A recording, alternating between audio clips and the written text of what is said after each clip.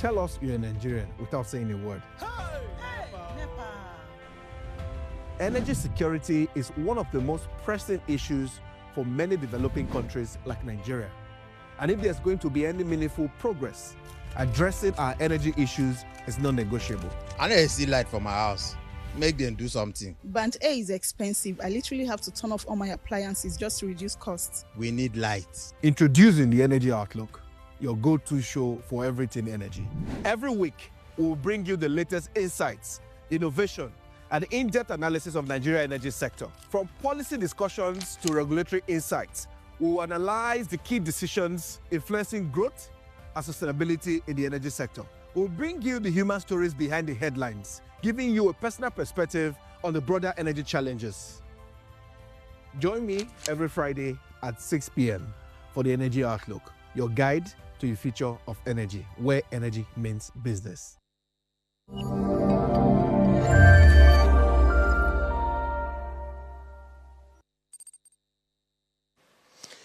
Hello, and welcome to the Energy Outlook.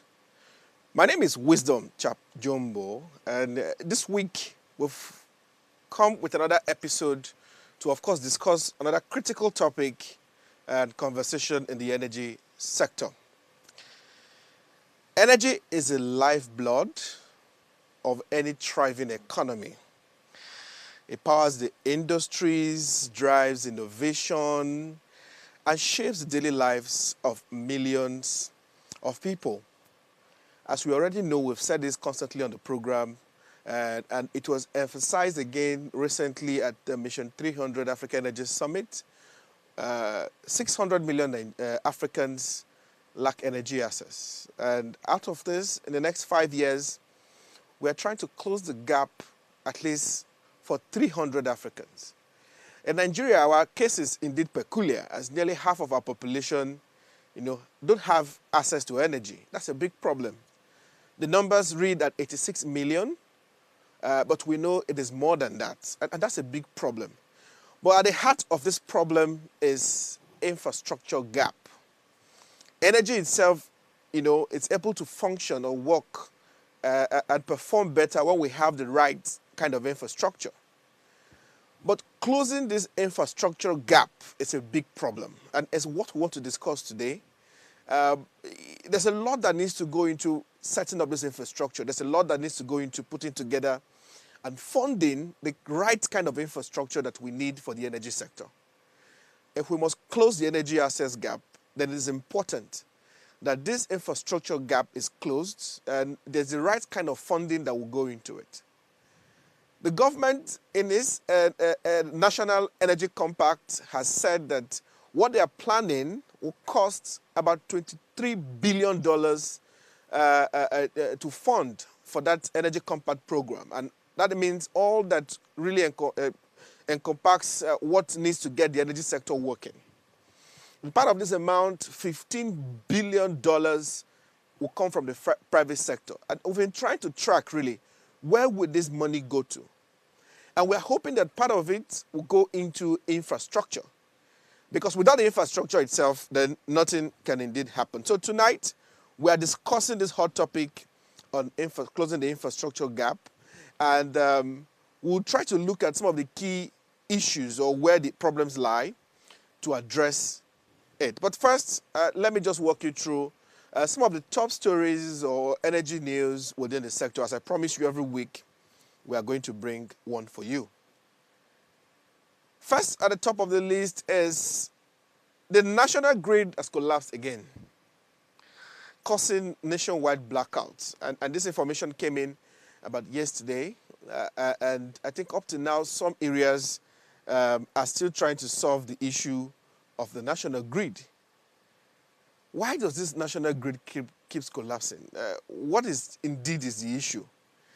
For me, I keep wondering, is it that we are unable to solve this issue of national grid? So the national grid collapsed. Some say partially, some say completely, but we understand that many areas are indeed out of light or power or energy. So on the 12th of February, Nigeria's national electricity grid collapsed at approximately 11:34 a.m., leading to widespread power outage across the country. This marks the first grid collapse in the year 2025, and at least we had 12 in 2024. The electricity distribution companies like Ikeja Electric and Abuja Electric Distribution Company confirmed the outage, stating that all their feeders were affected. Efforts to restore these were currently on the way at the time. Today is the 14th of February. It's 2 days after, and many areas still lack access or still lack power as they are still in blackout. So the national grid issue conversation still comes up, and I hope this year we will not be having frequent grid collapses. But I keep asking, why is it difficult for us to indeed solve this issue of grid collapse? At the heart of it, of these issues, of this frequent grid collapse is the site issue of vandalism. And part of it, players in the sector say, is aging infrastructure. Aging infrastructure that causes some of this grid collapse. That's number one. And secondly, vandalism, which continues to hinder stable electricity supply. And the authorities are working on it. Just yesterday, I was reading and hearing the Minister for Interior, who said that they have now decided with the Minister of Power to have what we call power rangers. Power rangers. And he went on to say these power rangers will be formed with personnel from the Nigeria Security and Civil Defense Corps, NSCDC, and their primary mission will be to prevent vandalism of power infrastructure, which has led to widespread blackout throughout the nation. So the Minister for Interior, Olubunmi Tunji-Ojo, made this announcement just yesterday, and this is what they are doing together with the Ministry of Power to solve the issue of vandalism. But again, aging infrastructure is a big problem. And the reason that is because even though there's vandalism in an area, why should the whole national grid need to shut down? You know, and I know we've discussed this previously extensively on the show, and I had a guest who came to break it down. And it's a serious question we need to ask. So if this area is vandalized, why does the whole nation need to go down for it? Can't we isolate some areas? Can't we just isolate those areas and try to find a solution for them? So I think we'll continue to follow the grid collapse issue. If you now have power restored in your area, I really would like to know. And it's because we want to be sure, and we're hoping that this year the grid collapse will not continue. Like one of my very good friend will say, he said national grid, GREED, needs to collapse for the national grid to work. A lot of things is happening with this, and I hope that we're able to address this. And we have constantly said that the solution to this issue is we need to now move faster with the Nigeria Electricity Act that was signed in 2023. There needs to be more work. So far, 10 states have been able to pass their laws, you know, and form their markets on electricity. 10 out of 36 states is quite a low number. There's more work that need to go into that. So we'll continue to follow the story of the national grid, and we'll bring you updates weekly to see how that is going. So, but I'm happy that the Ministry of Interior and the Ministry of Power are working together to see how they can solve the issue of vandalism. Fellow Nigerians, when you destroy the infrastructure that is meant to serve you, you cause yourself a disservice. And I also want us to have that in our minds. When we destroy the infrastructures that is meant to serve us, we cause ourselves a disservice. And I'm speaking to those people who think it's okay to vandalize some of these power infrastructures in their areas for any reason whatsoever. We hope the Power Rangers catch up with you very soon. On the top of our story again is the European Union and Germany has launched an initiative to boost renewable energy in Nigeria. Earlier this week, we know there was a gathering of the EU and German initiative, Get Invest, who came together to have a conversation with stakeholders within the sector to see how they can boost renewable energy in Nigeria. So the European Union and Germany have unveiled Get Invest Nigeria, a program designed to accelerate investment in renewable energy and improve electricity access, especially in rural areas. Implemented by GIZ, the initiative will collaborate with existing programs like the Nigeria Energy Support Program, NESP, to unlock sustainable financing for the Nigerian power sector. This gathering happened earlier this week with critical stakeholders who came together to have a conversation, of course, unveiling the Get Invest Nigeria, which is going to drive more of this conversation on financing. And we'll continue to follow this. The EU is at the top of this.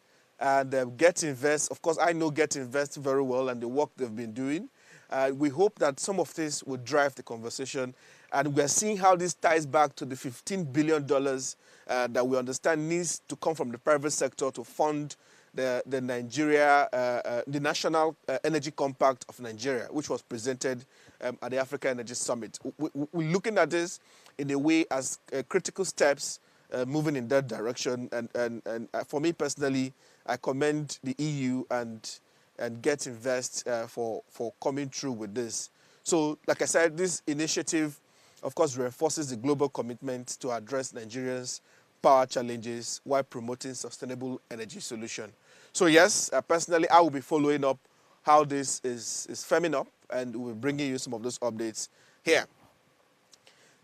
Now, our next story again is PE Energy introduces technology to eliminate gas flaring and enhance oil production. PE Energy, on the 4th of February, introduced what they call the multi-phase pump system designed to eliminate gas flaring, reduce carbon and methane emission, and enhance oil production. This innovation not only improves operational efficiency, but also aligns with Nigerians' net zero targets. And this is a good one. And I want to indeed commend the chairman of Partner Holdings, Mr. Dare Kobo, and his team at PE Energy for putting this together. And of course, that event was indeed a robust one, as we had very technical people who were present to understand how this multi-phase pump works and to how they can reduce, gas flaring, routine gas flaring as we have it. So a lot of work is going into it, and we hope that stakeholders will reach out to PE and see how this works with the issue of gas flaring. They call it, technical people call it routine gas flaring, as we understand that this is not good for the environment and we need to reduce this. So I want to indeed commend PE Energy and the team for launching this, and there'll be more follow-up if you want to look up this news and reach out to PE Energy. In coming days, we want to bring a team from PE Energy to come and break this down for us and analyze it critically. How does this work and how will it help to eliminate routine gas flaring within the sector? So much work is going into this. You recall that just last year, the federal government has said they've been able to attract $6 billion into the energy sector. As we put in more money into the sector, we must leverage technology to see how we can get work done faster for the sector. So this is indeed important. The federal government has said it has allocated 100 billion naira for solar mini grid in key institutions. And the MD of the Rural Electrification Agency has said this recently, that as part of the 2025 budget, the federal government has earmarked 100 billion naira to install solar mini grids across selected federal universities and teaching hospitals spearheaded by the REA. This initiative aims to provide stable, cost-effective, and sustainable power solutions to institutions like the University College Hospital in Ibadan and the University of Lagos, UNILAG in Lagos State. Indeed, a pivotal step under the National Public Sector Solarization Initiative, of course, to reignite Nigerians' commitment towards renewable adoption. If you recall, in the Nigeria Electricity Act, a page was dedicated to or was given to renewable energy, and that page explains how we must work together towards the adoption of renewable energy, in our energy mix, to see how we can, of course, leverage it. And the talk always is, as states begin to decentralize this act, their different states, to work towards achieving this, they are able to, integrate renewable energy and how they can leverage some of that, of course, to close the energy access gap. So the area will be driving this. I think the MD has made this comment recently, and he has said that this amount is in the budget for universities, and it's very good, as our universities will benefit from this in many ways. There will be less funding towards power, and they can use some of those monies to do other good things to make sure education is thriving for our different universities. So Mr. Abba Aliu has made this comment, who is the MD of the REA, $100 billion, 100 billion naira, please, 100 billion naira has gone into this in the budget, and we'll see more of this as time to come. So we'll follow these stories for you also. I think I'm talking with the MD of the REA to come on the program one of these days to give us more insights on how this some of this initiative with the REA is working on. I will continue to follow the activities of the REA. I know they've done so much work within the sector. I will continue to commend them for more work. And just recently again, Mr. President has now confirmed and appointed Mr. Abba Aliu as the MD of the REA. And I want to say congratulations, MD. There's so much work for you to do, and we're here to work with you to achieve it. So before we get back to the topic for today, this week I'm also aware that the Sub-Saharan Africa International Petroleum Exhibition and Conference has held for the last 4 days this week. Different conversations happened at the conference. We will also follow those conversations.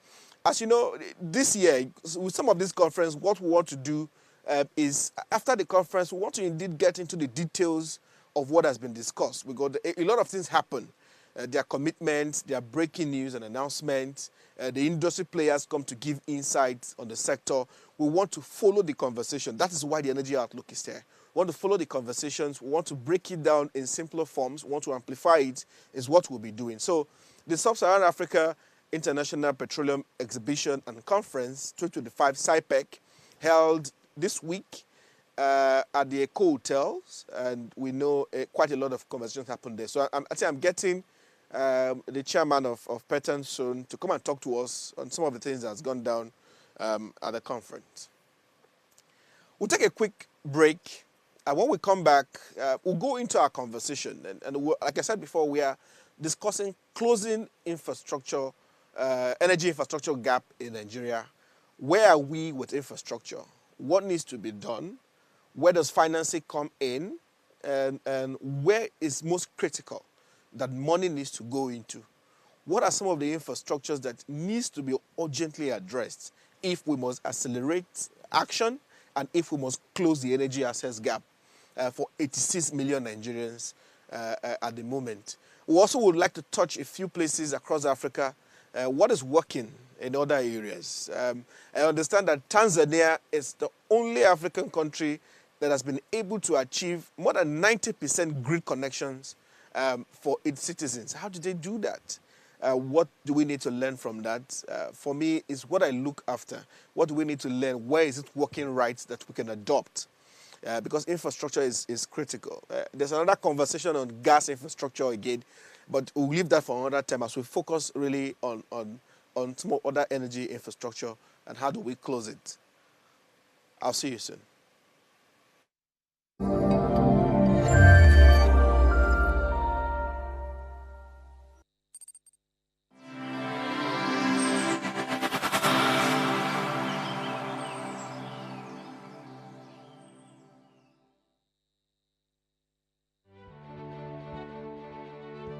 Nigeria, by extension Africa, battles a growing youthful population and with little or no meaningful engagement leaves a ticking time bomb on our hands.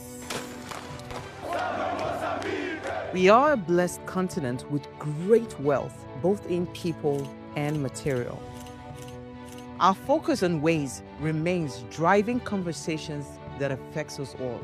Topics in the news, social concerns, politics, leadership, governance, empowerment, resource management, conflict management, finance, SME sustainability, technological innovation, food security, health, education, brain drain, our well-being, citizenship, and much more.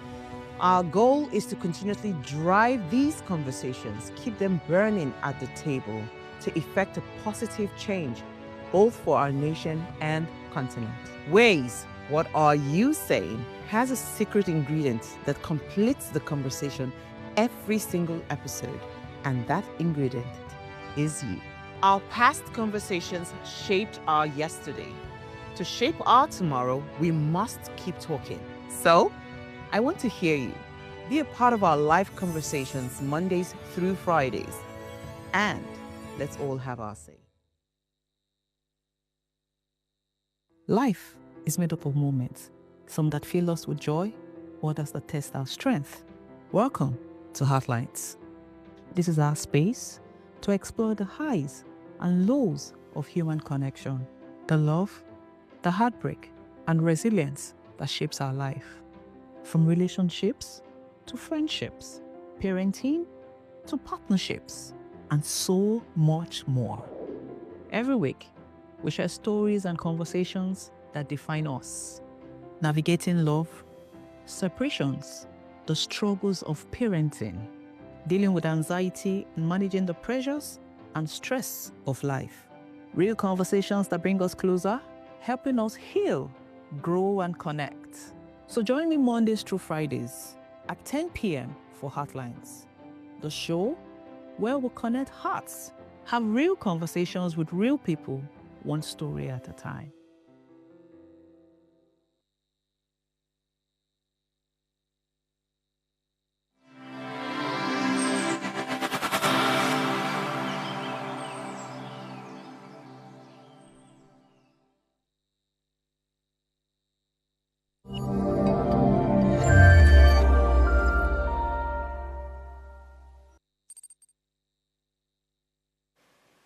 Welcome back.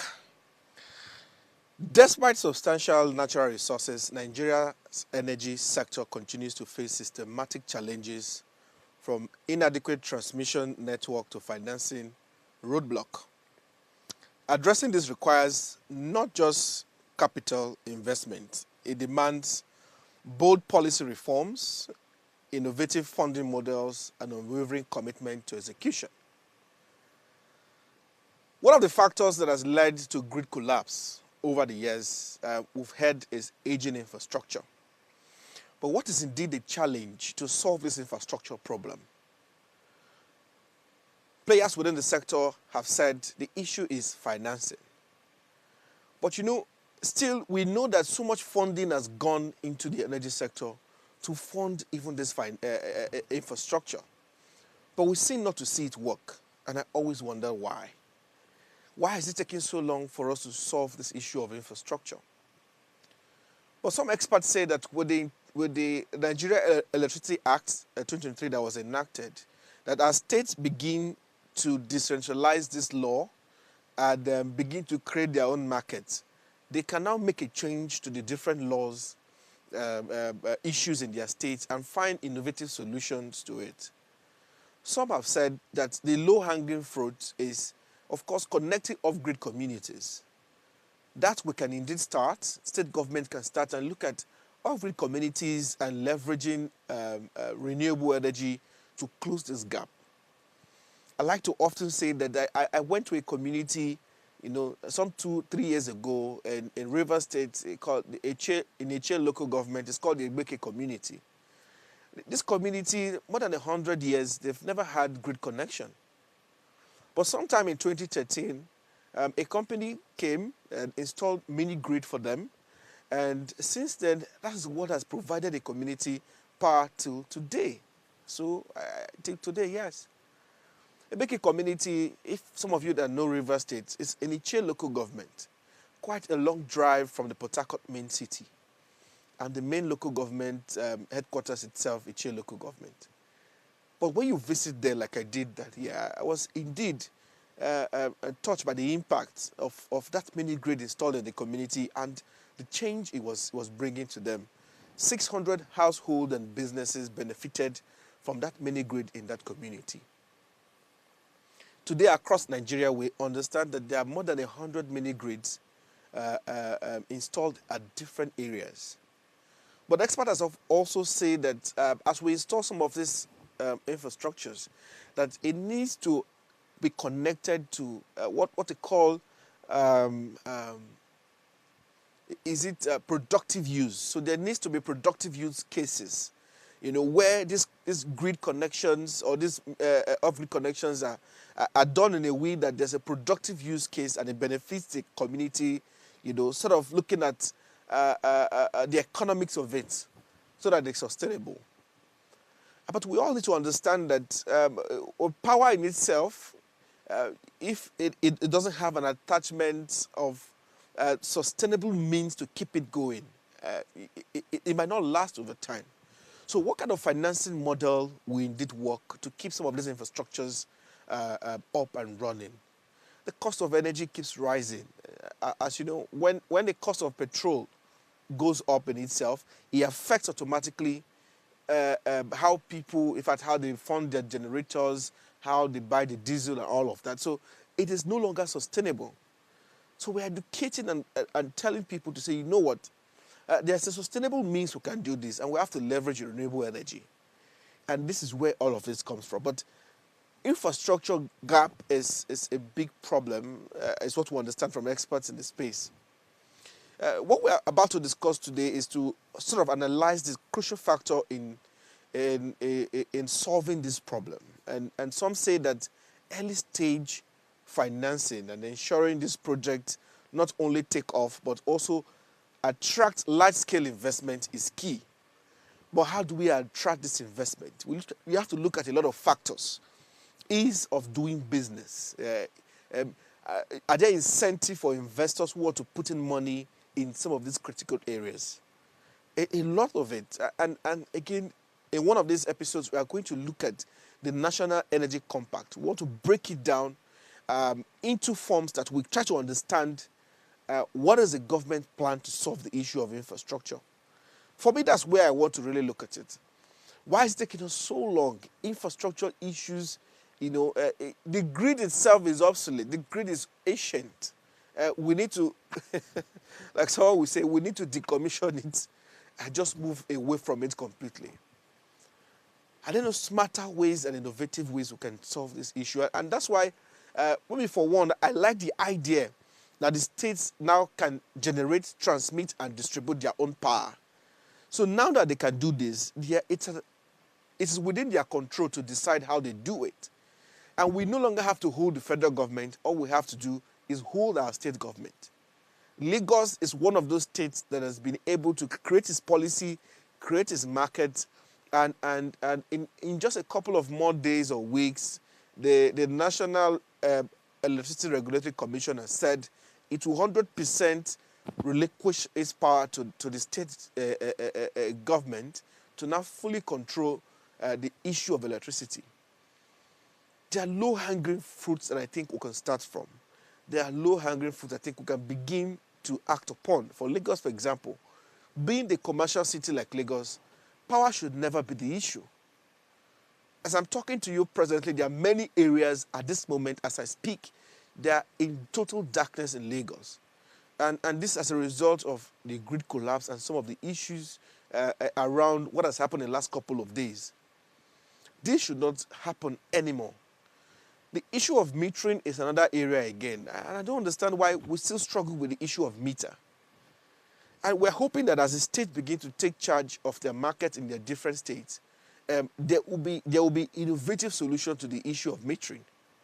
I should have a meter to be able to, control what I spend and how I spend it and pay for the power I use. I think Nigerians want to pay for the power. But they're not even, getting the power in itself.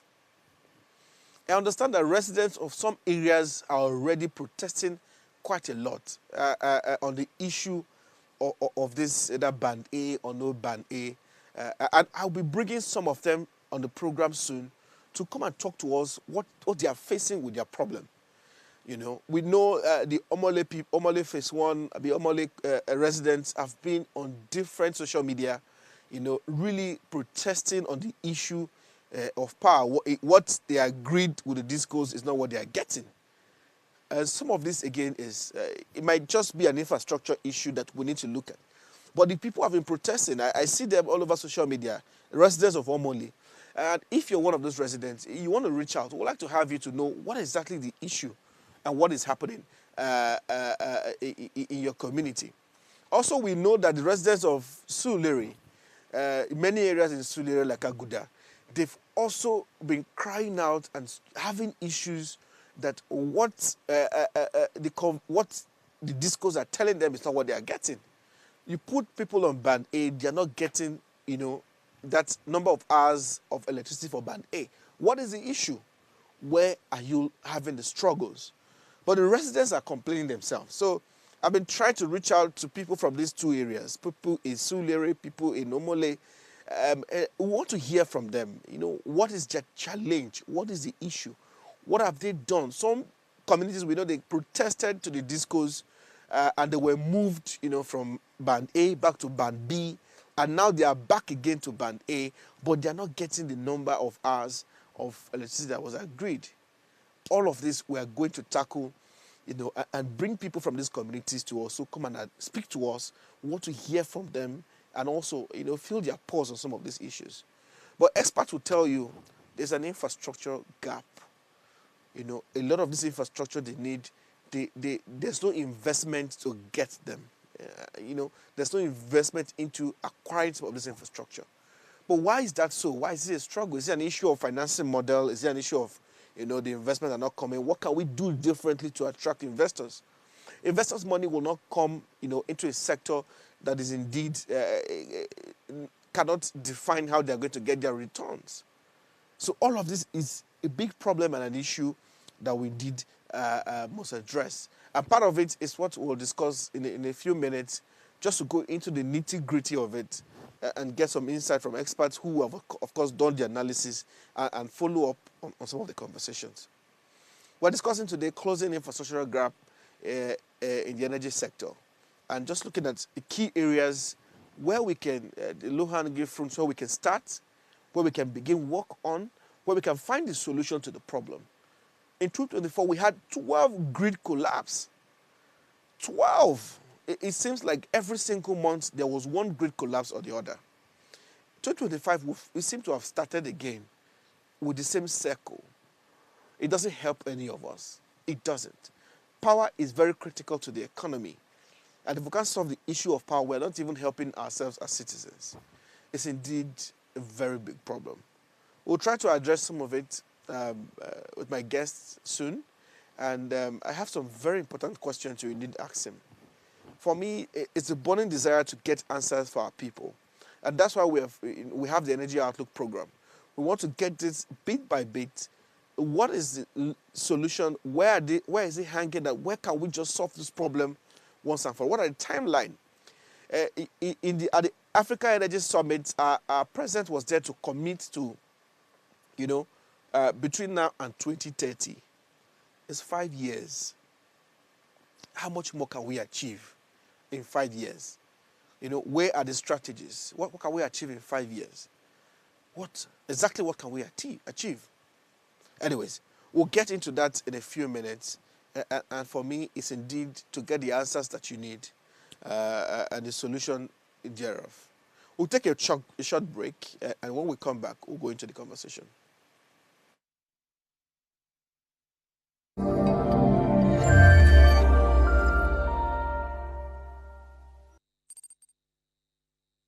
Looking to take your business to the next level through partnerships? Then join us every Thursday at 10 a.m. for Partner Up. Whether you're an entrepreneur, marketing, sales, or partnership professional, Partner Up is here to give you the tools you need to succeed. From in-depth interviews with industry experts to real-world case studies of successful partnership strategies that drive innovation and business growth. We dive deep into what it takes to form successful partnerships. Thursdays, 10 a.m. Don't miss Partner Up.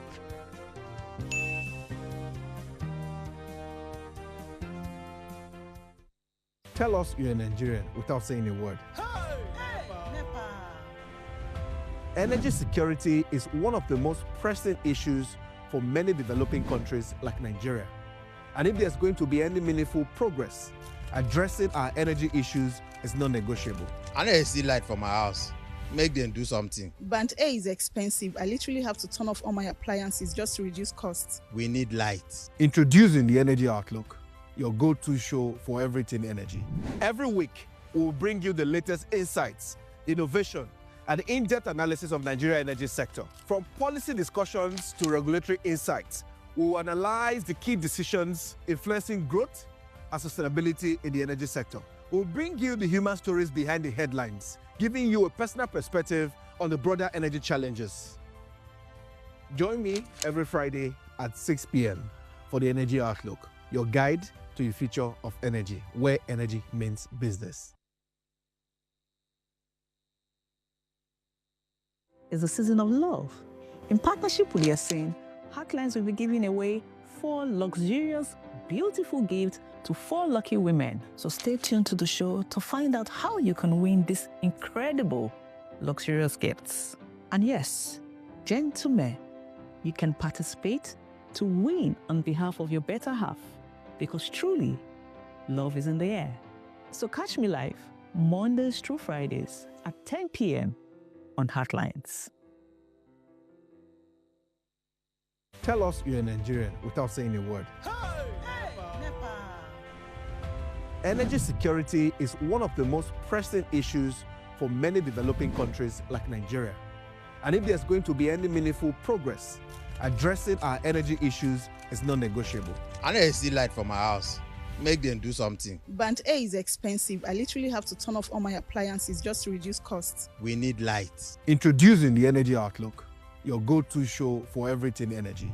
Every week, we'll bring you the latest insights, innovation, and in-depth analysis of Nigeria's energy sector. From policy discussions to regulatory insights, we'll analyze the key decisions influencing growth and sustainability in the energy sector. We'll bring you the human stories behind the headlines, giving you a personal perspective on the broader energy challenges.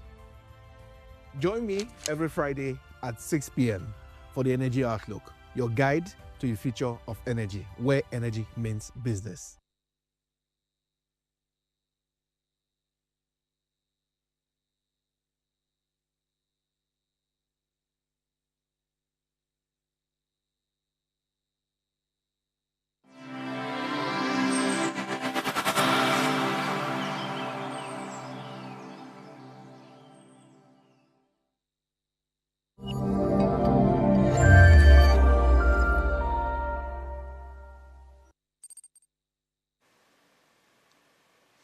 All right, welcome back. Still on the topic of infrastructure, we want to also go into another area of the conversation. And some people say that the reason why we have this issue of infrastructure is maybe we don't have adequate investment in the sector to be able to fund this. While there are investors to come in, the issue now lies is the ease of doing business, the incentive that needs to come in. We're still waiting for the reports on the index of doing business and where we are in Nigeria. But one thing gladdens my heart, which of course was was on top of the news that we read earlier, and it's what the EU and Germany is doing to boost renewable energy in Nigeria, and with the launch of Get Invest funding for the sector. Following that news and conversations, I was indeed glad. I mean, I saw everybody within the renewable energy space, of course, members of the Renewable Energy Association and all of that, they were there, and the MD of the REA and all of that. It was a fully packed event to discuss, how can we unlock sustainable finance for Nigeria's power sector. And we hope that some of this financing will go into infrastructure. Some of this financing will go into funding the critical areas that can help us close energy access gap. But I want to also spotlight the issue of vandalism. When we spend some of these monies to fund the infrastructure, we don't want to have the issue of vandalism anymore. And Nigerians need to understand that when you destroy, like I said earlier, when you destroy infrastructures that are meant to serve you, we are only but doing ourselves a disservice. I cannot stop to emphasize that so much. And we get so many reports on this. And I see that the transmission company of Nigeria has started some sensitization, going to different areas, especially within the north, to sensitize the people and all of that. As a people, as Nigerians, we need to also help the government if we want to solve this problem of vandalism. It's becoming a big problem for me personally, because we can't put in money, and now we're calling for investors. We are pushing for investors. Infrastructure is a problem.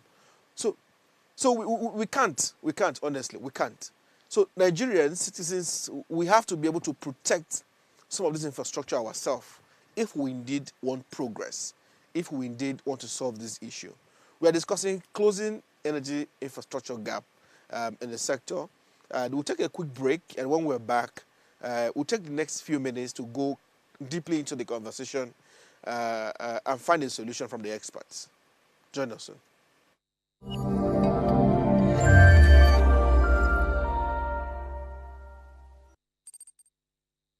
Tell us you're a Nigerian without saying a word. Energy security is one of the most pressing issues for many developing countries like Nigeria. And if there's going to be any meaningful progress, addressing our energy issues is non-negotiable. I need to see light for my house. Make them do something. Band A is expensive. I literally have to turn off all my appliances just to reduce costs. We need light. Introducing the Energy Outlook, your go-to show for everything energy. Every week, we'll bring you the latest insights, innovation, and in-depth analysis of Nigeria's energy sector. From policy discussions to regulatory insights, we will analyze the key decisions influencing growth and sustainability in the energy sector. We'll bring you the human stories behind the headlines, giving you a personal perspective on the broader energy challenges. Join me every Friday at 6 p.m. for the Energy Outlook, your guide to the future of energy, where energy means business.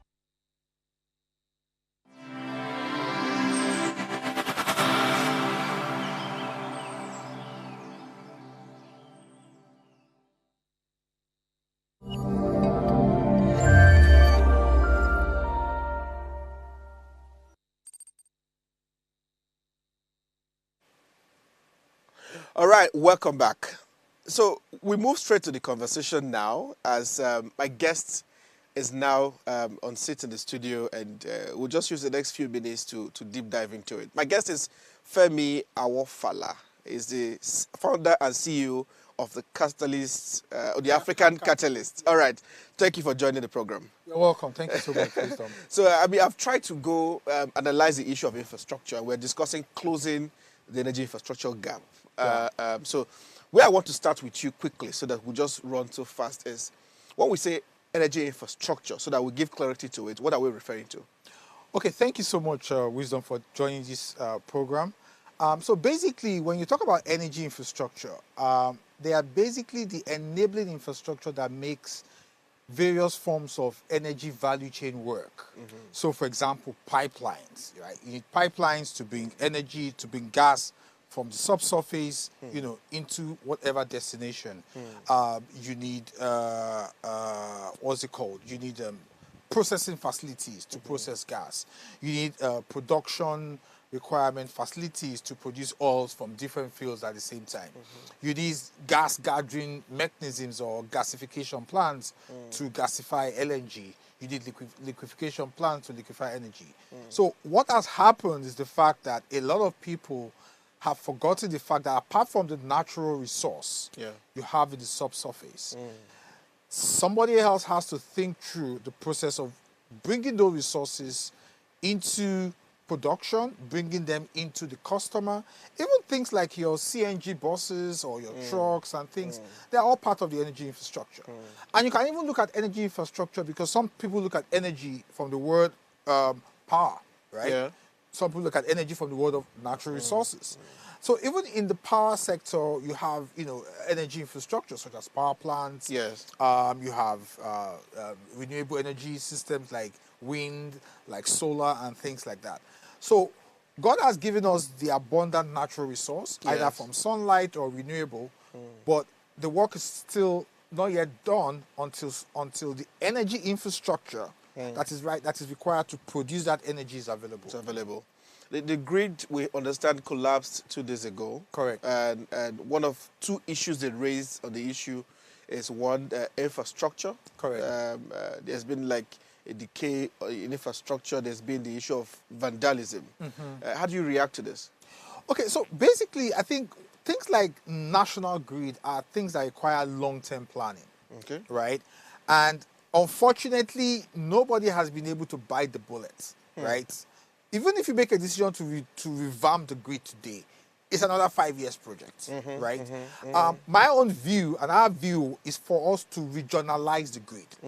And what we're saying is to basically have a grid for the south of Nigeria. Have a smaller regional grid for southeast, for northeast, and things like that. Let that grid just serve that, you know, regional area so that the eyes, the people can say, oh, this is our grid. You cannot vandalize it. Okay. Right? So, but because you've created a national infrastructure that has from different states to different states, nobody's taking ownership of it. No ownership. It becomes like a national cake. Eat your own and leave the others left. So, but somebody and government needs to take a drastic decision and make an effort to start looking at creating regional effective grids. Okay. You don't need to necessarily, you know, have one grid system or even create a second highway grid as they've talked about. Jonathan talked about it a while back. Okay. But now, what can you do on a modular, on a micro scale that can serve, you know, certain 3, 4, 5 states at the same time? We are hoping they will achieve this with the, these different states now have the powers to generate, Correct, the Electricity Act and things like that. transmit and distribute power. Correct. So they are setting up their laws. Now, right now, we know 10 states have done that. Correct. And we hope more states we do. Definitely. But Yeah. but a cost of warning to the issues is the fact that as much as states can enact these laws and provide the right enabling environment for private sector to develop power in their states, but there's still an aspect of a state government also providing some level of guarantees or some level of support to ensure that those projects actually thrive. Having an electricity law in your state makes you a regulator. Fine. So they have the Enugu State Electricity Board, Lagos Electricity Board. But in a commercial transaction, within a private sector individual providing power to an area within the state that does not have enough collecting systems, some level of guarantees or assurances needs to still come in from the state. But we shouldn't forget that part. Okay. So we are discussing closing the energy infrastructure gap. Great. And some experts have said that one of that is investment. Yes, definitely. That there's inadequate investment in infrastructure in the energy sector. Correct. How do you react to that? And if we are to now begin to fund, where do we start? Okay. Very important point. So, just like a woman conceiving a baby, Yes. every large-scale energy project, right, goes through an incubation, a conception, growth until it is birthed. Correct. What a number of African governments have failed to realize is the fact that large-scale power projects or large-scale projects that are required within the energy space needs to go through a period of conceiving and nurturing. Okay. Now, every project that starts, even when you see a pregnant woman, he won't tell you he wants to give birth tomorrow. He'll tell you he's going to give birth in 9 months. In 9 months. Right? So there's that, antenatal care and things. So what has failed is what we call the early stage investments. Early stage investment. Yes. Okay. That's the investments that come at the very early stage, at the seed stage. You find a lot of them in the tech space because in technology, it's easy for you to say, oh, Wisdom, I'm doing this app. I have 200 people. Come and see the app. It's working, right? Can you put $50,000? You probably will put it. So it doesn't work that way in the energy sector? Because you are only submitting a dream. When you want to build a refinery, what are you showing me the refinery? No. Nobody believed Dangote refinery would work when it started. What you are showing me is a piece of paper, Yes. some agreements you have with some people, and some committed shareholders you have. So when you think energy infrastructure, you have to think about convincing people to give you $200 million on top of what you have to say. Yes, you can show them the land. Yes. You can show them where you want to put it. Yes. But you have not put it yet. So the early stage investments is a critical process that requires a different level of thinking. Okay. It requires you to have what? A committed a committed shareholder team. Okay. Because most lenders would not fund you, or banks would not fund you early stage funding to do your feasibility study, your design, your front-end engineering design, your EIA, or your sustainable whatever. You have to find a way to fund it by yourself. And sometimes government does not want to support you. We have what we call project preparation facilities. They are also not there as much as they should be. So you are left with family, friends, and maybe relatives that you have who believe in what So what is the solution now to change this? Early stage funding, like you said, is what we need. Correct. So how do we achieve that? So there are there are two ends. There's the demand side and there's the supply side. Okay. The demand are people who are ready to fund the projects. Okay. Right? And the supply are people who are supplying the project. So on the supply side, there's a lack of capacity building. On the supply side? On the supply side, yeah. So on the side of the developers. Okay. People developing the project sponsors. And this cuts across the energy sector. Because you wake up one day, you have an idea to develop a gas pipeline, and you come and meet me, Femi, Wisdom, please, I need $20 million to develop my gas pipeline. Yeah. I don't get it. You need to show traction. Traction means the ability to say, oh, I have this project. I've already done some little work, right? I've secured my sites. I've done a few things that has to do with getting the project ready. I can show you an offtake agreement. I can show you what I've done to move the project forward. Now, the level of discussion in the energy infrastructure space has more to do with convincing people that you are de-risking the project. Oh, okay. If you cannot convince them you are de-risking the project, the first thing they see is that if they see that your own ability or knowledge about that project is lacking, they are not ready to waste their time on it. Okay, but many other people say, this is before we wrap up now, that investors want to come, but there's issue of ease of doing business. There's issue of incentives for investors. Correct. Quickly, I mean, in 1 minute, what's the solution to this? So the biggest problem, and I want to talk within the energy infrastructure space, one is land acquisition. Land acquisition. You see, ease of doing business in terms of forming your company and things, I think largely in Nigeria and in Africa, it has been solved. Okay. Question of opening a bank account, getting your flows in has been solved. But when you want to do any energy infrastructure project, it's not in the sky, it's not on the sea, it's on the land. So you have local interaction with locals within the community for you to achieve that. The second part of it is we are dealing with a level of foreign exchange issues and risks, because almost 60 to 70% of major energy infrastructure components are imported in itself. So it's high time we start creating a local content for that. Okay. We have Ajaokuta steel. Why can't we create all the pipelines we need in this country for oil and gas? Why are we still importing pipelines?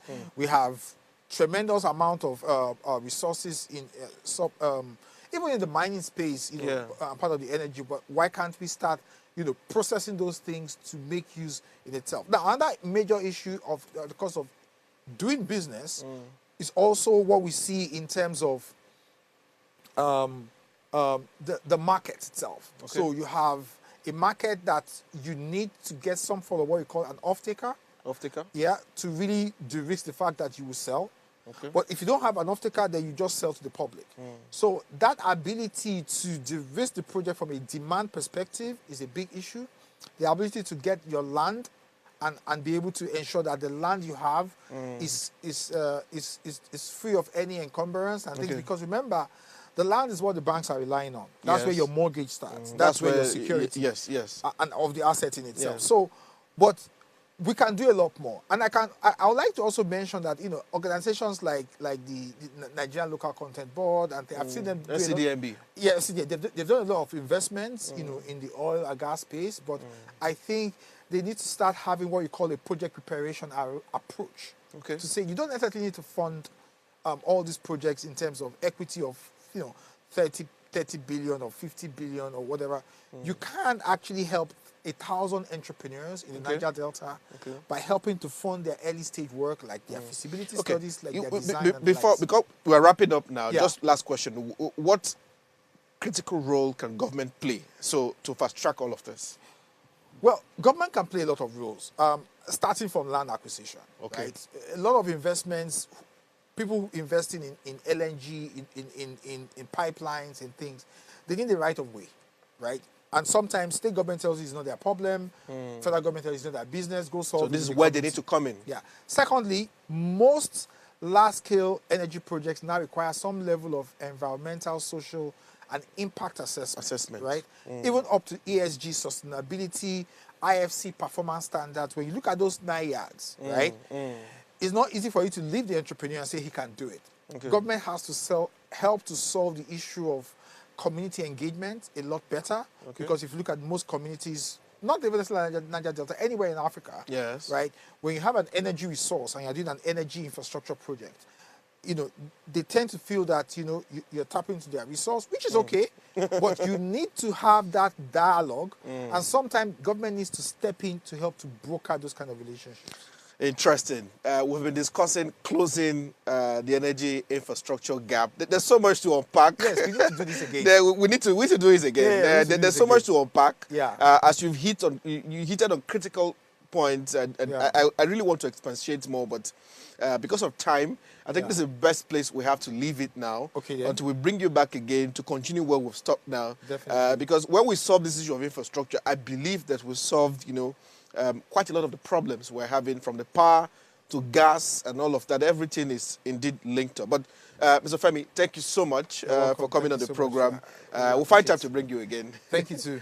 Until we come your way again, this is the Energy Outlook. My name is Wisdom Chap Jumbo, and we'll see you next week with another very important conversation. Don't miss it. Trust me.